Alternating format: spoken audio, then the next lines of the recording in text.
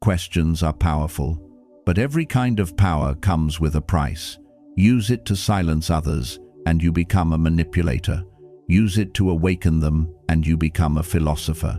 Socrates, the man who never lost a single debate, not because he was always right, but because he never entered a debate to win. While others drained their minds trying to defend their opinions, he simply asked questions. Each question, sharp as a blade, cut through arguments until they collapsed under their own weight.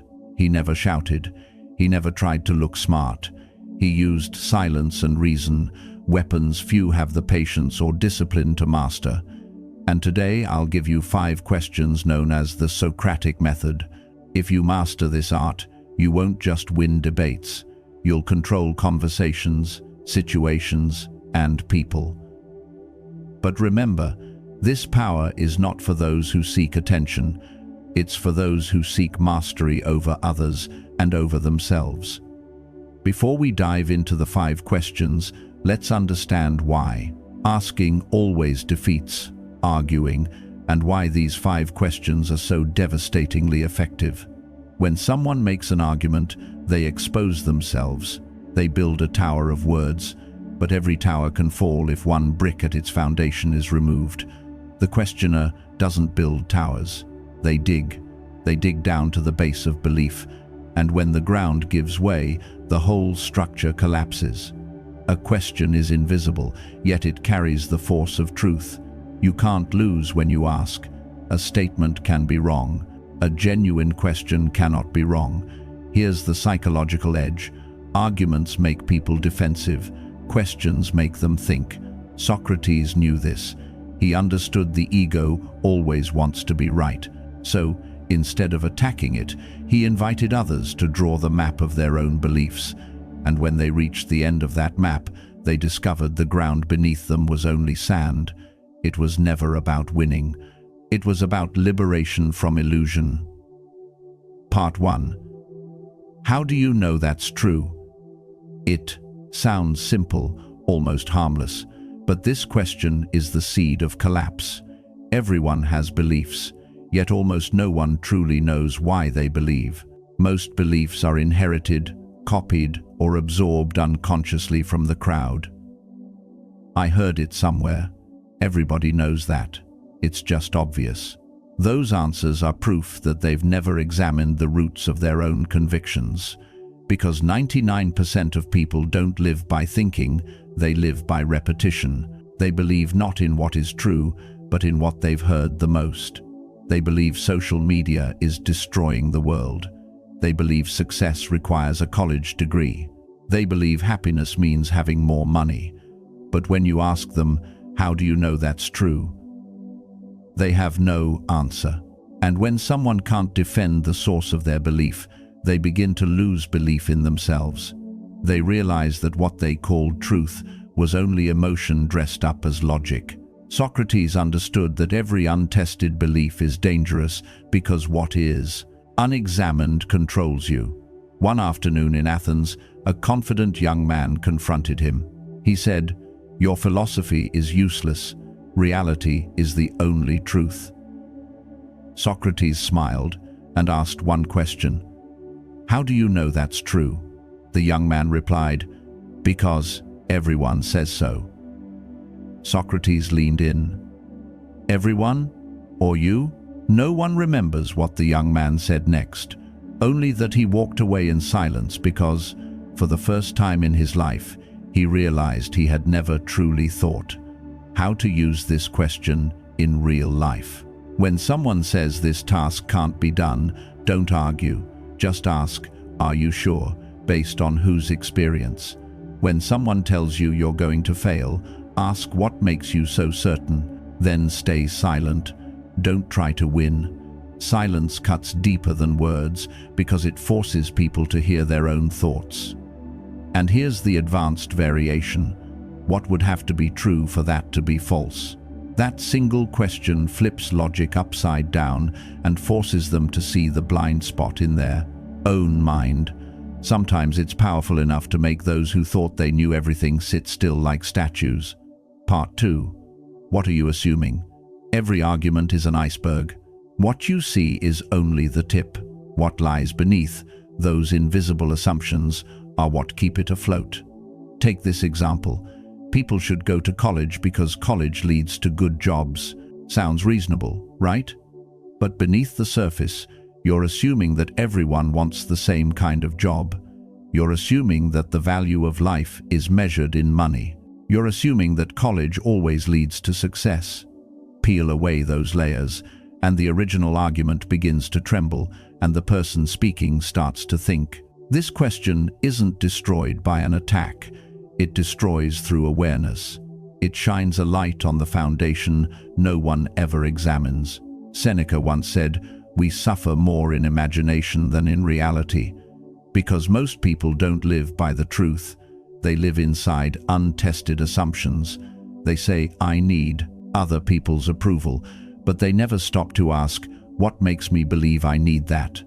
A young soldier once asked Marcus Aurelius, "My emperor, how can I avoid being offended?" And the emperor answered, "By understanding that words cannot offend unless you assume they can." The question, "What are you assuming?" is a mirror reflecting the illusions we've built our lives upon. So, how do you use it? When someone says, "I'm not good enough," ask, "Compared to who?" In that moment, you've shattered the wall of comparison, one of the deepest roots of human suffering. When they say, "Everyone should go to college," ask, "Are you assuming everyone wants the same kind of life?" That's how you strike at the foundation, the hidden layer of belief where truth lies buried. Part 3. What evidence would change your mind? This is the line that separates the thinker from the believer. A rational mind says, "If there's better evidence, I'm willing to change." But a blind believer says, "Nothing could ever change my mind." And the moment they say that, you don't need to continue because they've already admitted reason no longer lives there. This is the question most people fear because it forces them to face an uncomfortable truth. If no evidence could ever change their view, then they're not thinking anymore. They're worshipping their own belief. Try it in a real conversation. Someone says crypto is just a scam. You ask what kind of evidence would make you change your mind. If they say nothing, "I'd never change," you've already won because they've confessed. They're no longer guided by logic but by pride. This question divides the learner from the believer. The learner adjusts when truth appears. The believer defends the ego even when truth stands right in front of them. Epictetus once taught, "No man can learn what he thinks he already knows." That's what this third question truly is, a test of humility. If you can't point to the kind of evidence that would prove you wrong, then you've become the prisoner of your own certainty. Here's how to use it in everyday life.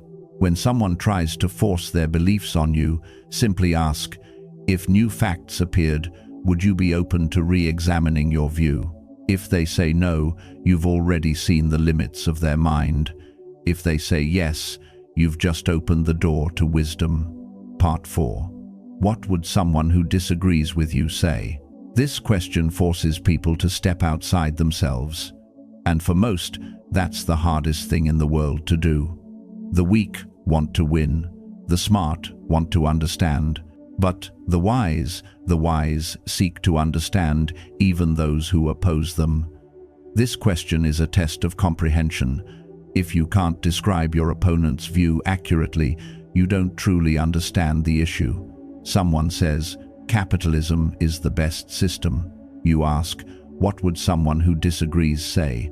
If they reply, "They're just jealous because they're poor," they've just admitted they've never really listened. Americans grow up surrounded by debate, but most of it is shouting, not dialogue. This question teaches what Marcus Aurelius once told his son, to understand another man's argument better than he does himself. That is the height of wisdom. Picture this: a discussion at an old military academy about discipline. A young officer stands up and says, "The army is fair. Whoever breaks the rules is punished." Then, an older instructor leans forward and asks, And what if the rule itself was written by an unjust man? The room falls silent. That is the power of a perspective shift. It opens a door they never knew existed. How to use this in real life? In a political argument, don't rush to counter. Ask, if you were born in another country, would you still think the same? In a personal conflict, ask, if you were me, how would you feel?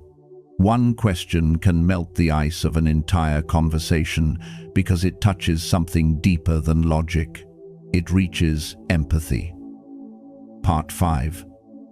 What would happen if everyone thought like you?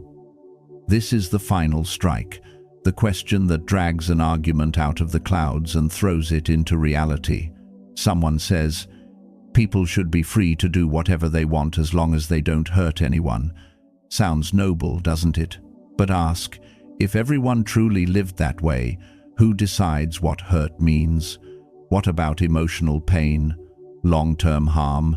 Suddenly, that beautiful idea begins to crumble because it cannot survive when taken to the edge of its own logic. Socrates called this reductio ad absurdum, pushing a belief to its limit to see if it still holds true. Marcus Aurelius once wrote, "What is right cannot be right only for you. It must be right for all." A thought only has value if it can be universal. If a principle collapses the moment you apply it to everyone, it isn't the truth. It's a disguise for selfishness. When someone says, "Relax, I only lied a little," ask if everyone lied a little. Would trust still exist? When they say, "I did it," because everyone does it, ask, if everyone thought that way, who would be the first to stop? This question is a mirror. It reflects the consequences they refuse to face, and in that reflection, the illusion of moral comfort shatters. Part 6. Advanced Tactics. 1. The strategic silence. After you ask, say nothing. Let the silence do the work. Silence forces the other person to face their own thoughts. Most people can't handle it, so they rush to fill the void, and in doing so, they reveal what they didn't mean to say. 2. The clarification loop. When their answer is vague, ask, "Can you explain that a bit more?" Then ask again and again. Keep looping until they realize they don't actually understand themselves. 3. The example trap. Ask for something concrete. Can you give me a real example of that? Watch how grand statements begin to crumble the moment they have to meet reality. 4. The consistency check. You said A earlier, and now you're saying B. How do those fit together? No one can outrun logic forever. Eventually, their own contradictions will corner them. Part 7. The art of defense. When someone uses it on you, if someone starts using the Socratic method on you, don't react. Understand they're not attacking you, they're testing the truth within you. Stay calm and say, "That's a good question, but what's your view on it?" Pull them out from behind their wall of questions and bring the conversation back to balance. And always remember, not every conversation requires logic. There are moments when the Socratic method should not be used. When someone is in pain or anger, a reason doesn't heal the emotion. When you're speaking to a boss or a professor, they may mistake curiosity for challenge. When a quick decision is needed, too much analysis kills action. And in close relationships, questioning too much feels less like listening and more like judgment. A true Stoic philosopher doesn't just know how to speak wisely, they know when to be silent. Part 8. Applying it to modern life. 1. In the workplace. Instead of commanding, "Do it this way," ask, "What risks do you see if we did the opposite?" You won't just get an answer, you'll earn trust and alignment because people commit more deeply to ideas they helped create. 2. In sales. Don't push, don't pressure. Lead with curiosity. Ask, if everything stays the same, what will your situation look like 6 months from now? The right question doesn't convince, it awakens clarity. And clarity sells better than persuasion ever could.